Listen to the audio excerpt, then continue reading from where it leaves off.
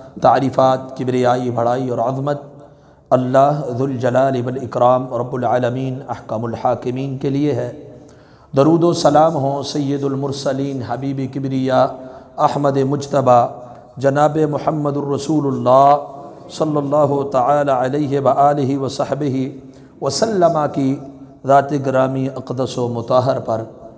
मुअज़्ज़ज़ सामिईन किराम, गुज़श्ता जुमअतुल मुबारक के खुतबा का उन्वान अल्लाह की तौफ़ीक़ से आपने समाअत फ़रमाया है, ऐसे कौन से आमाल हैं कि नबी करीम सल्लल्लाहु अलैहि वसल्लम उन आमाल करने वालों की सिफारिश फरमाएँगे और आप सल्लल्लाहु अलैहि वसल्लम की शफ़ाअत कुबरा की तरफ भी कुछ इशारात हुए थे।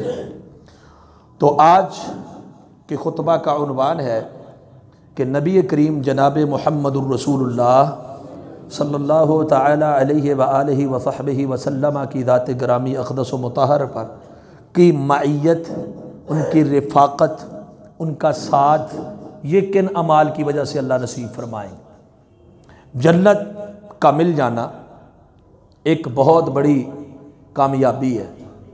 जन्नत का मिल जाना ये बहुत बड़ी कामरानी है, लेकिन जन्नत में अंबिया की रिफ़ाक़त मिल जाए तो ये बहुत ही बड़ी कामयाबी है।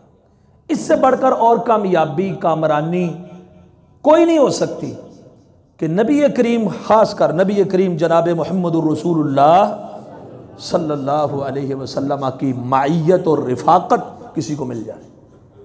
उनकी रिफ़ाक़त, उनकी मइयत कि जिनकी मइयत दुनिया में किसी को मिली।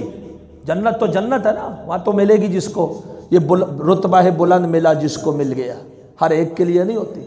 लेकिन जिन्हें दुनिया में भी मिली, अल्लाह ने जन्नतियों के सरदार बना दिया। और जिन्होंने हालत ईमान में नबी कायनात सल्लल्लाहु अलैहि वसल्लम के चेहरा पुरअनवार का दीदार किया, रिफ़ाक़त मिली, सोहबत मिली, शर्फ़ सहाबियत मिला, जहन्नुम हराम कर दी, सारी कायनात के लोगों से अफजल तरीन बना दिया। ये मइयत, रिफ़ाक़त आपकी इतनी बड़ी बात है। दुनिया में मिली हुई रिफ़ाक़त का जो मकाम और मर्तबा है, सारी ज़िंदगी के आमाल रसूलुल्लाह सल्लल्लाहु अलैहि वसल्लम की मइयत में गुजरे हुए एक लम्हे का मुकाबला कर सकते हैं। तो जिसे जन्नत में रिफ़ाक़त रसूल मिल जाए, उसका जो मकाम, जो मर्तबा होगा, उसका अंदाज़ा आप खुद लगा गए। कितना अज़ीम शान इंसान है वो, जिसे दुनिया में तो मिली, जिसे आखिरत में रसूलुल्लाह सल्लल्लाहु अलैहि वसल्लम की सोहबत मिल जाए। अब नबी अलैहि सलाम के जानने के बाद दुनिया में हमें तो नहीं मिल सकती ना, ऐसा तो मुमकिन ही नहीं। लेकिन कुछ अमाल ऐसे हैं कि आपकी उम्मती वो अमाल करे तो उन्हें अल्लाह रब्बुल आलमीन अपने महबूब की रिफ़ाक़त अता फरमा देंगे। अल्लाह हम सब को ये ओहदा नसीब फरमा दे। बड़ा ही मकाम है। और ये जो महफिल, ये जो रिफ़ाक़त होती है, इसके दुनिया में भी बड़े असरात होते हैं, आखिरत में भी बड़े असरात होते हैं। जैसा कि मिसाल के तौर पर सही मुस्लिम में हदीस नंबर 2628 है, अल्लाह के रसूल सल्लल्लाहु अलैहि वसल्लम ने अच्छी महफिल, अच्छे साथ और बुरे साथ का एक मिसाल बयान फरमाई। एक अत्तार, खुशबू वाले के, और एक भट्ठी जो होता है, भट्ठी वाला लोहार, उसके साथ आप सल्लल्लाहु अलैहि वसल्लम ने उसकी मिसाल बयान फरमाई। फरमाया अगर आप खुशबू वाले के पास बैठोगे, यानी उसकी रिफ़ाक़त आपको मिलेगी, उसकी मजलस मइयत, तो या तो वो आपको खुशबू दे देगा, या आप ख़रीद लेंगे खुशबू, अच्छी चीज़ आपके पास आ जाएगी ना, अच्छी खुशबू, या नहीं लगाएगा, नहीं ख़रीदेंगे तो आपके नथनों में एक बेहतरीन महक, एक खुशबू तो जाएगी। यानी उसकी महफिल का कुछ ना कुछ फ़ायदा आपको ज़रूर है। और इसी तरह जो भट्ठी वाला होता है, या तो आपके कपड़े जल जाएंगे, कोई नुकसान हो जाएगा, अगर कुछ भी ना हुआ, बदबू जो होती है वहाँ की, वो तो ज़रूर आप महसूस करेंगे। यानी ये एक मिसाल दी अच्छी और बुरी महफिल के असरात के मुरत्तब होने की। अच्छी महफिल के भी असरात मुरत्तब होते हैं, बुरी महफिल के भी असरात मुरत्तब होते हैं। और यहाँ पर यह बात भी तमहीदन याद रखिएगा कि बुरे अमाल की वजह से बुरी महफिल भी मिल जाएगी आखिरत में। जैसे अल्लाह के रसूल की महफिल किसी को मिल जाए, रिफ़ाक़त, ऐसे बुरी महफिलें और रिफ़ाक़तें भी मिलेंगी। जैसा कि इमाम दारमी ने अस्सुनन के अंदर हदीस को रिवायत किया है, हदीस नंबर 2763, और इमाम अहमद ने अल मुस्नद के अंदर इस हदीस को रिवायत किया। अल्लाह के रसूल सल्लल्लाहु अलैहि वसल्लम ने एक दफ़ा नमाज का जिक्र फरमाया और नमाज का जिक्र करने के बाद आप सल्लल्लाहु अलैहि वसल्लम ने फरमाया मन हाफ़ज़ अलैया कानत लहू नूरन व बुरहानन व नजातम मिनन नार यौमल क़ियामा। जो नमाज की पाबंदी और हिफाजत करता है, मुहाफ़िज़त करता है, उसके लिए ये रोशनी नूर होगी क़यामत वाले दिन, उसके लिए ये हुज्जत बुरहान और दलील होगी, उसके लिए जहन्नुम से नजात का जरिया होगी नमाज। और जो इसकी हिफाजत नहीं करता, ये बात भी सुन लीजिए, जो नमाजी नहीं है, जो कभी पढ़ता है कभी नहीं पढ़ता, नमाज की हिफाजत नहीं करता, जो मुहाफ़िज़त नहीं करता, पाबंदी नहीं करता, मुदावमत नहीं करता, मन लम युहाफ़िज़ अलैया लम तकुल लहू नूरन, उसके लिए ये क़यामत वाले दिन रोशनी नहीं बनेगी, महरूम हो जाएगा रोशनी से। बुरहान दलील भी नहीं बनेगी, नजात भी नहीं बनेगी। यहां पर बस नहीं, वह हुआ मा कारून, वो कारून के साथ होगा। अल्लाह के नाफरमानों की फहरिस्त में जिसका बड़ा बड़ा नाम है, बागियों की, सरकशों की, कारून का भी एक नाम है। वह हुआ मा कारून व फिरऔन व हामान व उबय इब्न खल्फ, कितने बड़े बड़े बड़े बड़े बुरे लोग, कायनात में बदतरीन किस्म के लोग, उनका तज़किरा अल्लाह के रसूल ने फरमाया कि उसका हशर, उसकी मायत, उसकी रिफाकत उन लोगों के साथ होगी जो नमाज की हिफाजत। तो जिस तरह बुरे अमल करेगा या अमाल सालिहा को जो फराइज तर्क करेगा, बुरी महफिल, बुरा हशर मिल सकता है। तो अब कुछ लोग ऐसे हैं जिन्हें बुरी महफिल की वजह से दुनिया में या बुरे अमाल की वजह से आखिरत में बुरी महफिल, बुरे साथी, बुरे लोग, शरीर के साथ मायत नसीब होगी। और कुछ खुश नसीब ऐसे हैं जिन्हें अल्लाह अंबिया, सालिहीन, शुहदा, औलिया, अतकिया, उनकी सोहबत देगा। अल्लाह हमें उनमें शामिल फरमा ले। और उनमें भी खास कर वो लोग हैं जो हमारी गुफ्तगू का नुक्ता है आज, जिन्हें अल्लाह अपने पैगंबर की सोहबत अता फरमा रहे हैं। कायनात में जन्नत के अंदर सबसे ऊंचा मकाम किसका होगा? मुहम्मद रसूलुल्लाह सल्लल्लाहु अलैहि वसल्लम। सबसे आला रफाकत किसकी होगी? मुहम्मद रसूलुल्लाह। तो ये यानी सबसे बड़ा मकाम है, सबसे बड़ा मकाम। इससे ऊपर कोई मकाम है या नबी की रफाकत के बाद ऊपर भी कोई जन्नत का आला दर्जा है? नहीं ना, सबसे आला दर्जा, सबसे ऊंचा मकाम। तो अल्लाह के रसूल सल्लल्लाहु अलैहि वसल्लम के कुछ फरामीन भी आपके सामने रखूंगा। पहले ये हदीस नोट फरमा ले, सही मुस्लिम के अंदर हदीस नंबर 2363 है कि रफाकत रसूल कितनी अहम है। अल्लाह के रसूल सल्लल्लाहु अलैहि वसल्लम ने फरमाया वल्लज़ी नफ्सु मुहम्मदिन बियदिही ला यअतियन्ना अला अहदिकुम यौमुन वला यरानी। अपने रिफाकत के लिए उभारते हुए कि मेरे साथ सफ़र हज़र में ज़्यादा रहा करो, हदीस सुना करो, दीन समझा करो। आपने ये फरमान बयान फरमाया कि उस ज़ात की कसम है जिसके हाथ में मोहम्मद करीम सल्लल्लाहु अलैहि वसल्लम की जान है, तुम में से किसी एक पर ऐसा वक्त आएगा कि वो मुझे देख नहीं पाएगा। यानी रसूलुल्लाह सल्लल्लाहु अलैहि वसल्लम दुनिया से रुखसत हो जाएंगे, फिर वो मुझे देख नहीं सकेगा, मुलाकात नहीं कर सकेगा, महफिल में नहीं आ सकेगा। थुम्मा लअयरानी, फिर उसके जज्बात, उसके कैफियत, उसकी क्या होगी? थुम्मा लअयरानी अहब्बु इलैहि मिन मालिही व वलदिही। फिर अगर उसे ये नसीब हो जाए कि मोहम्मद सल्लल्लाहु अलैहि वसल्लम का दीदार सिर्फ मिल जाए, तो उसे अपनी जान से, उसे अपने माल से, उसे अपने अहलो खाना से ज्यादा महबूब होगा कि पैगंबर का सिर्फ एक दीदार हो जाए। और आज भी ऐसे लोग मौजूद हैं। आज तो मुमकिन नहीं ना, दीदार मुस्तफ़ा जीते जागते मुमकिन है नहीं, मुमकिन, लेकिन ऐसा जज्बा रखने वाले मौजूद हैं।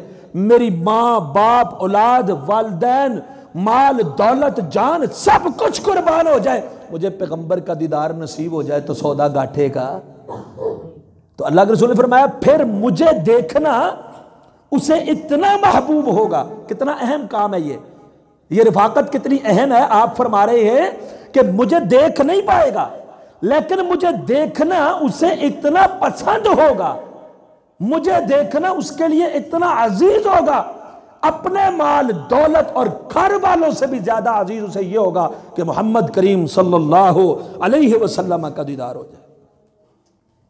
ये दीदार, ये रिफाकत इतनी अहम है। ये रिवायत आपने पहले भी कई बार सुनी हुई है।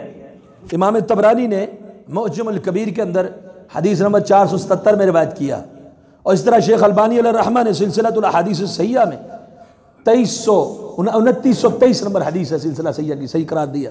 सैयदा आयशा फरमाती एक आदमी नबी करीम सल्लल्लाहु अलैहि वसल्लम के पास आया और कहने लगा, अंत अहब्बु इलैया मिन नफ्सी, अल्लाह के रसूल मुझे अपनी जान से ज्यादा आपसे मोहब्बत।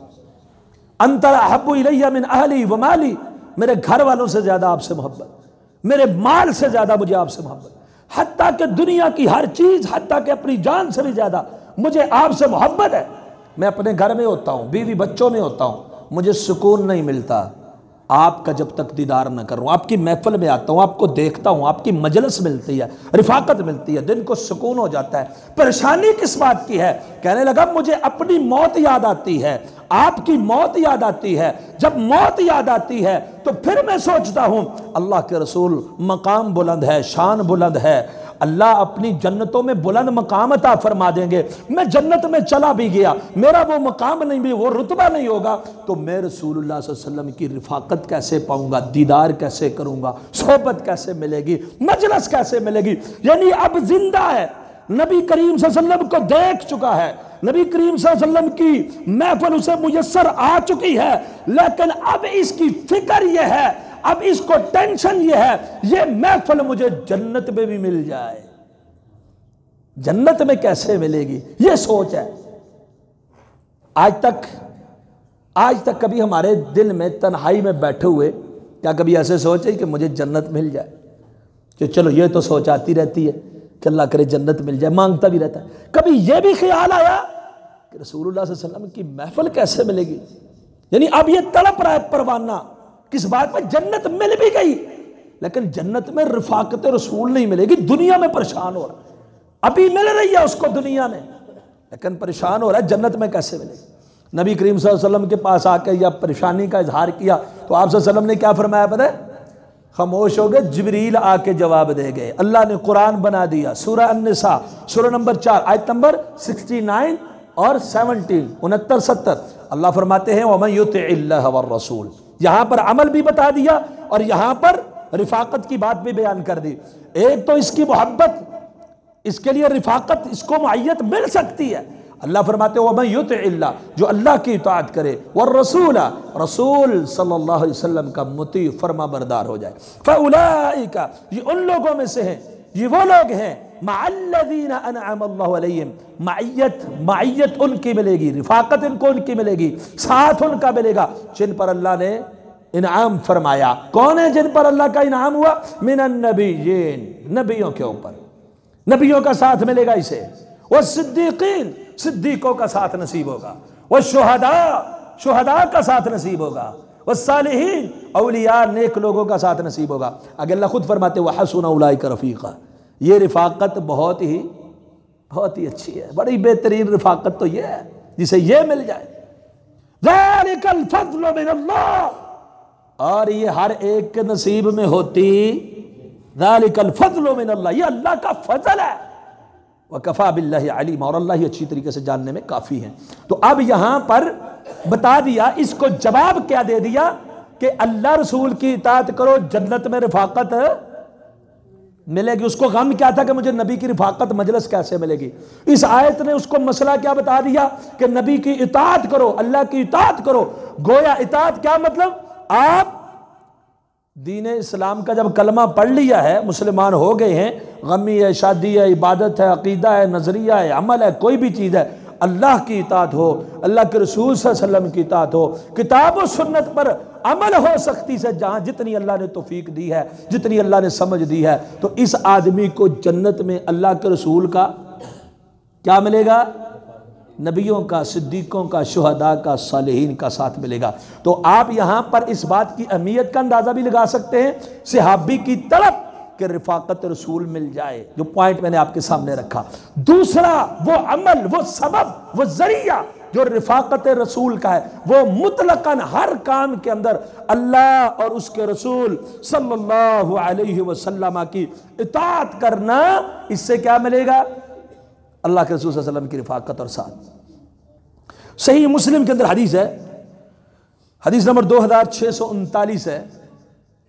एक आदमी आया नबी करीम सल्लल्लाहु अलैहि वसल्लम के पास, तो उसने आकर सवाल ये पूछा, मतस्सा, क़यामत कब आएगी? क्या सवाल पूछा? क़यामत कब आएगी?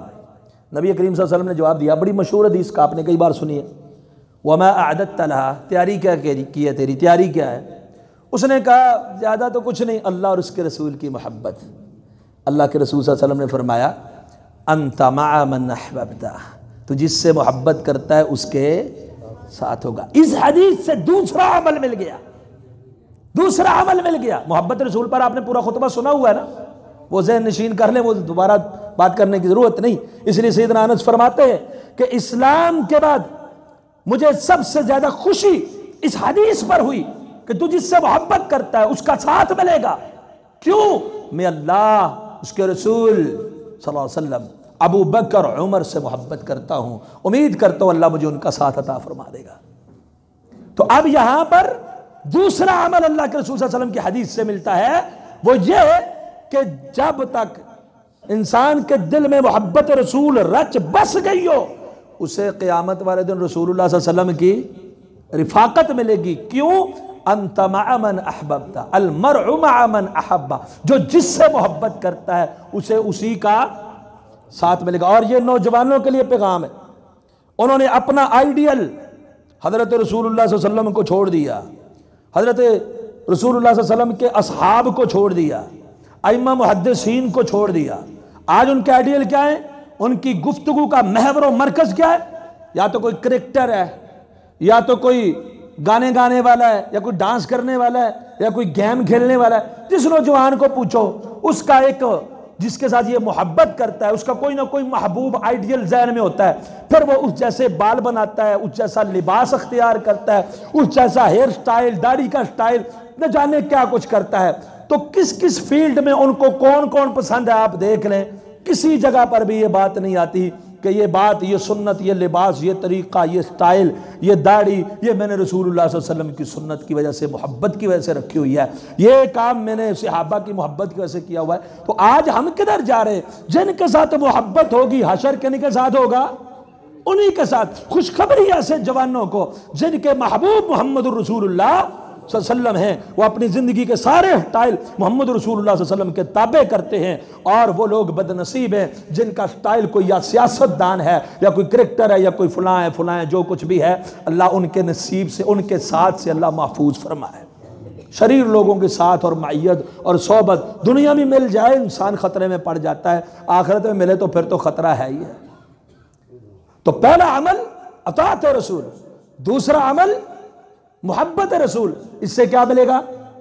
जन्नत में रिफाकत रसूल सल्लल्लाहु अलैहि वसल्लम। ये कितना अहम है, अब इसमें 7 अमल भी बतलाऊंगा और सहाबी की तड़प भी। सही, बड़ी मशहूर हदीस है, सही मुस्लिम में हदीस नंबर 489 है, 89। अल्लाह अकबर। रबीआ बिन काब अस्लमी रज़ियल्लाहु ताला अन्हु, ये नबी करीम सल्लल्लाहु अलैहि वसल्लम के साथ रात बसर करते। कितना खुश नसीब, कितने नसीब है वाले लोग। आज ना कुछ लोग, कुछ ऐसे लोगों को जिनको बेचारों ने कभी नमाज नहीं पढ़ी, रोजा नहीं रखा, चरस, सिगरेट, पाउडर, जो कुछ भी नशा होता है उनकी मुंह पे हर वक्त लगा रहता है। और या कभी मुर्गे लड़ा रहे होते हैं, कभी कुत्ते लड़ा रहे होते हैं, कभी घोड़े दौड़वा रहे होते हैं, कभी बैल की रेसें करवा रहे होते हैं। उनका यही शुगल है, बस लंगर चल रहा सब कुछ, तो वो उनके घुटने दबाते रहते हैं, उनके पाँव मलते रहते हैं, और उनके सामने सजदा रेज भी होते हैं, सब कुछ करते हैं। कुछ गली मोहल्ले के पागल, दीवाने, मजनून, जो बेचारों ने साल साल तक गुस्ल नहीं किया हुआ, नहूसत चेहरे से टपक रही होती है, उनको जाके जनाब हाथ चूमते हैं, पाँव चूमते हैं, सर पे हाथ, क्या क्या कुछ करते हैं। तो यह वो खुश नसीब है कि कायनात की सबसे पकीज़ा हस्ती अल्लाह की मखलूक में, कायनात की सबसे, जिनका खुशबू, पसीने की खुशबू भी इतनी मुअत्तर है, कस्तूरी, अंबर और मुश्क उसका मुकाबला नहीं कर सकती। कायनात की सबसे हसीन तरीन हस्ती, कायनात में सारी मखलूक की सरदार हस्ती इमाम कायनात जनाब मुहम्मदुर रसूलुल्लाह सल्लल्लाहु अलैहि वसल्लम की सोहबत भी मुयस्सर, खिदमत का मौका भी मिला। कितना बड़ा मकाम है, सोहबत भी मुयस्सर, खिदमत का मौका भी मिला। रबीआ बिन काब अस्लमी रात को वहां जा रहे हैं नबी करीम सल्लल्लाहु अलैहि वसल्लम के पास रात बसर करने। आप क़याम के लिए उठते, नबी करीम सल्लल्लाहु अलैहि वसल्लम ये उनको वुजू देते, वुजू का पानी देते। आप वसल्लम के लिए तहारत के लिए जो चीज़ें ज़रूरत होती हैं, लोटा वगैरह कुछ भी, उसका बंदोबस्त फरमाते। कितना बड़ा मकाम है, सारी कायनात की बादशाहत है, हुक्मरानिया आदे इस एक खिदमत पर कुर्बान हो सकती है।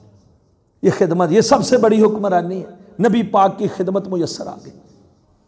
तो नबी अस्सलाम ने एक दफ़ा पूछा, सल मांग रबिया, क्या मांगते हो?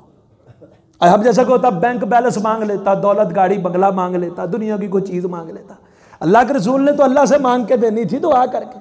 आपने पूछा सल मांग, क्या मांगते हो? का असअलुका मुराफ़क़तका फिल जन्नह, मेरा सवाल और कुछ भी नहीं, जन्नत में आपका साथ मिल जाए, यही बहुत है। सब कुछ मांग लिया, एक तुझको मांग कर उठते नहीं है हाथ इस दुआ के बाद। आपकी रफाकत चाहता हूं, न से आपकी माइयत चाहता हूं। अल्लाह के रसूल सल्लल्लाहु अलैहि वसल्लम ने ये नहीं फरमाया जाओ मैंने हाथ फेर दिया मिल जाएगी। आपने क्या फरमाया? फ़अइन्नी अला नफ्सिका बिकसरत सुजूद, कसरत के साथ सजदे किया करो। मेरी रफाकत चाहते हो तो क्या करना है तुमने? कसरत के साथ सजदे करने हैं अल्लाह के सामने। कहाँ सजदे करने? अल्लाह के सामने करने, ये नहीं कि मुझे सजदे करो।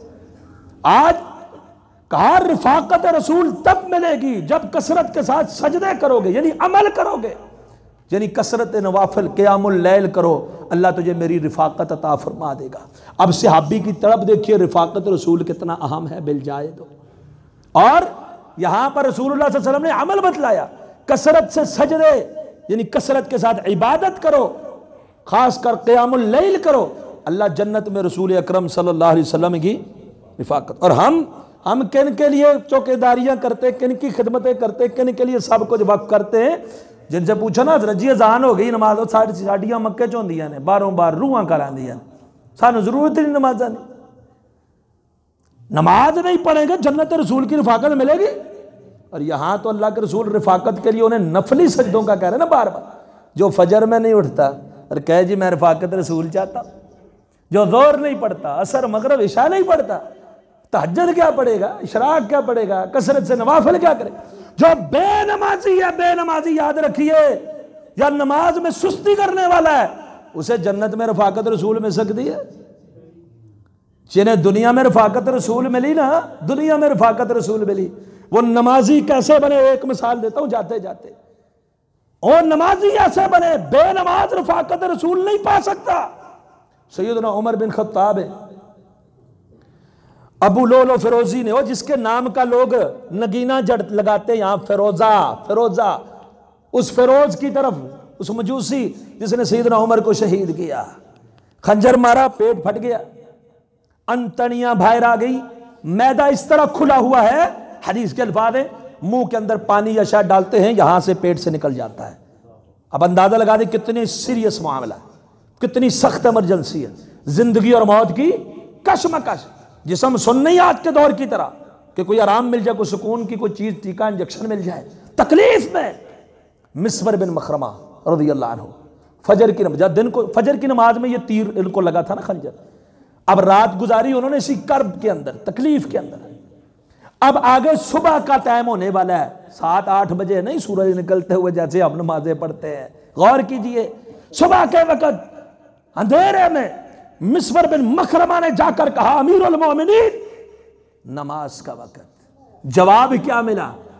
इस हालत में, इस कैफियत में कहने वाले ने अपने हुक्मरान को कहा, नमाज का वक्त है, सांसें चल रही हैं तो नमाज पढ़नी पढ़नी है।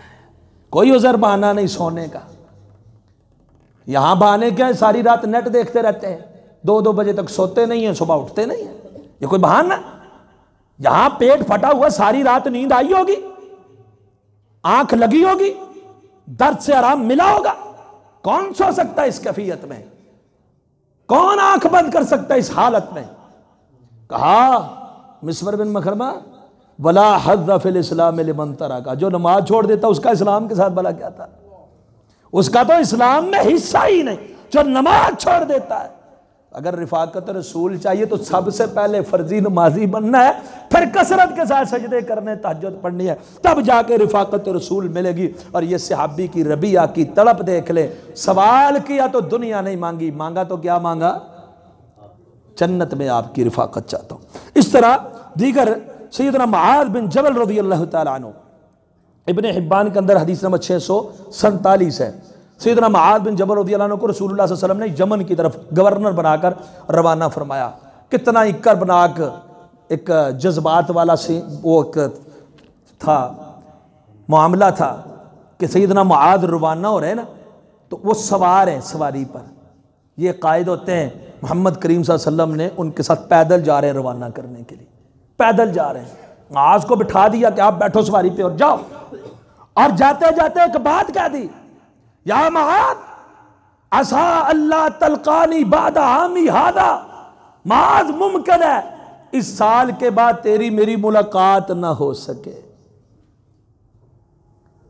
वासा अन तमुर्रा बैन कब्री, और करीब है शायद ऐसा भी हो सकता है कि जब तू दोबारा आए ना, इस तरह हमारी मुलाकात ना हो, तू सिर्फ मेरी मस्जिद के पास से गुजरे या तू सिर्फ मेरी कब्र के पास से गुजरे, मुझे नहीं मिल पाएगा। अब सैयदना मुआज़ फबका खशअन लिफिराक रसूलिल्लाह, रसूलुल्लाह सल्लल्लाहु अलैहि वसल्लम के फिराक में, जुदाई में रोना शुरू कर दिया, रो रहे हैं। तो उस वक्त नबी सल्लल्लाहु अलैहि वसल्लम ने अपनी रिफाकत, अब दुनिया में तो मुमकिन नहीं ना जाना है, कहा शायद अब मुझे नहीं मिल सकोगे, मेरी रिफाकत नहीं मिल सकेगी। अब आखिरत में रिफाकत का नुस्खा दे दिया, रो रहे हैं मुआज़ कि आपकी जुदाई आ जाएगी, कैसे बर्दाश्त करेंगे? अल्लाह के रसूल सल्लल्लाहु अलैहि वसल्लम ने फरमाया, इन्ना औलन नास बी यौमल क़ियामति अल मुत्तक़ून, मुआज़ जो लोग तकवे वाले परहेजगार हैं, क़यामत वाले दिन वो मेरे करीब हो। यानी मतलब ये था तकवा अख्तियार किए रखो, मुत्तकी बने रहो, दुनिया में ना सही जन्नत में अल्लाह हमें फिर मिला देगा। तो इस हदीस से एक बात, एक अमल, एक सबब सामने आ जाता है। वो क्या है कि रसूलुल्लाह सल्लल्लाहु अलैहि वसल्लम की रिफाकत किसे मिलेगी? जो क्या है?